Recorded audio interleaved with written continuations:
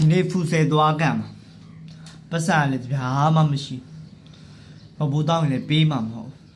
အဲ့တော့မမေ့စရာဘယ်လိုဂုံးစင်းရမလဲဆိုတာတကယ်ချင်းလို့လိုက်ကြည့်ကြလာသွားမယ် let's go အေးဟာဝင်းနဲ့တာနဲ့ဟိုတစ်ခေါက်ကလို့ခိုင်းလေးပွဲကစားခြင်းလို့မလေးဟိုတစ်ခေါက်ကလို့ပဲလုံးလိုက်သေးတယ်ဒီတစ်ခေါက်ကတန်းနိုင်တာလေအေးပါဒီတစ်ခေါက်ကကြာတပွဲပဲကစားမှာအေး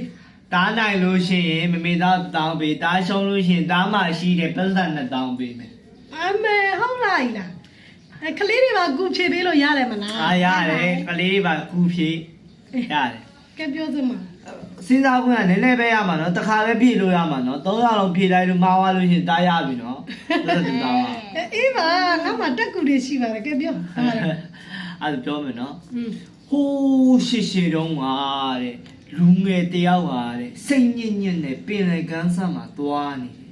တိလားအဲ့ချိန်မှာတဲ့ဟိုဟာလိုင်းလုံးတွေတိုက်ခိုက်တာပါမမေတဲ့မလားတိုက်တာတော့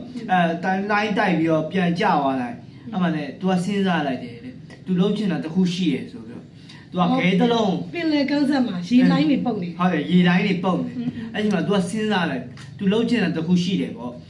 ခဲလုံးကိုကျိုးနဲ့ချီပြီးတော့ဟိုးဘက်ကိုလမ်းပစ်ချလိုက်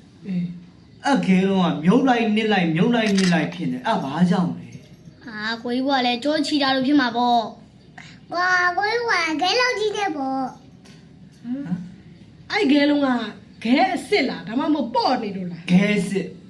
မြုပ်လိုက်နစ်လိုက်ဖြစ်နေတာမြုပ်လိုက်နစ်လိုက်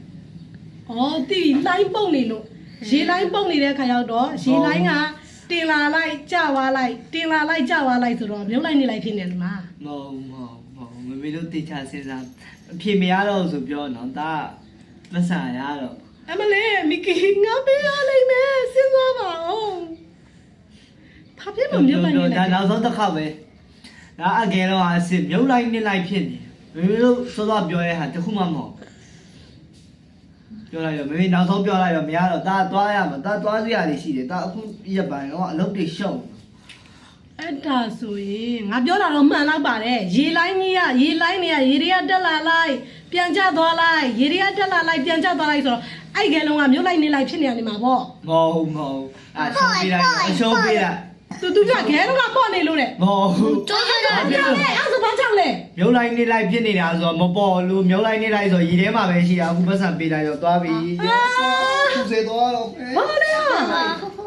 မြုပ်လိုက်နေလိုက်ဖြစ်နေရတယ်မြုပ်လိုက်နေလိုက်ဖြစ်နေတော့ရေထဲကိုမပေါ်လာတော့ပေးလိုက်တော့